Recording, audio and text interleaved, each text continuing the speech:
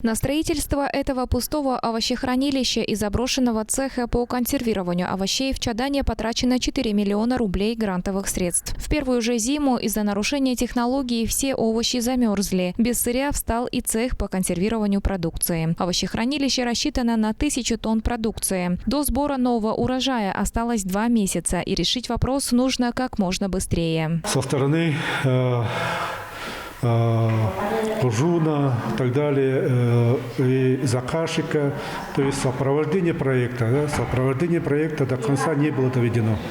То есть микроклимат в самом овощехранилище как следует не был проработан, из-за чего предприниматель потерял первый урожай. То есть то, что вот своими силами выращено, он потерял, поэтому на следующий сезон у него не хватило оборотных средств. Состояние цехов нормальное, можно за короткое время и за малые средства можно восстановить работу.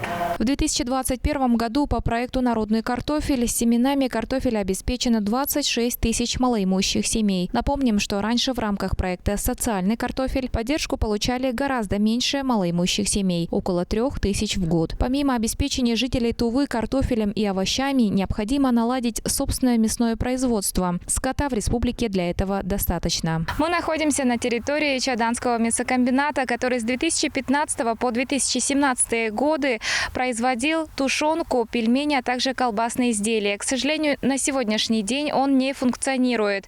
Рабочая группа правительства под руководством главы Тувы Владислава Ховалык сегодня изыскивают средства для его возобновления. Мясоперерабатывающий комплекс в местечке Пельдраксы должен был производить в год 250 тонн мяса и мясной продукции. Индивидуальный предприниматель Урана Оржак, получив в 2015 году грант главы Тувы в размере 15 миллионов рублей, на 10 миллионов приобрела оборудование, на 4 миллиона построила здание комплекса. Также на 14 миллионов рублей построены дополнительные здания мясокомбината и столовой с магазином, из которых 11 миллионов рублей – это собственные средства предпринимателя.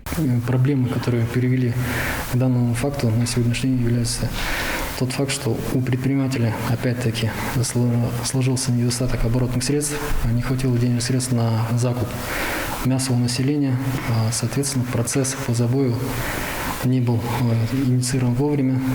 В рамках этого проекта на сегодняшний день изучаем возможность создания СПОКа с участием данного предпринимателя и включение в данный СПОК еще нескольких предпринимателей. Руководитель региона Владислав Ховалык поручил министру экономики и министру сельского хозяйства возобновить деятельность овощехранилища и мясокомбината. Сделать это планируется путем привлечения инвесторов и создания сельскохозяйственных потребительских кооперативов. Ведь продовольственное самообеспечение региона приведет к снижению цен на продукты. Айдана Ховалык, Владимир Сюртюк, Мирана Иргит, Тува 24, Дзонхемчикский кажон.